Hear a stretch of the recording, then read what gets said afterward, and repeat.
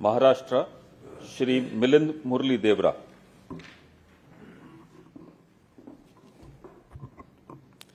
मी मिलिंद मुरली देवरा राज्यसभेचा सदस्य म्हणून निवडून आलो असल्याने ईश्वर साक्ष शपथ घेतो की कायद्याद्वारे स्थापित झाले आहे अशा भारतीय संविधानाबद्दल मी खरी श्रद्धा व निष्ठा बाळगीन। भारताची सार्वभौमता व एकात्मता उन्नत राखीन आणि आता जे कर्तव्य मी हाती घेणार आहे ते निष्ठापूर्वक पार पाडीन।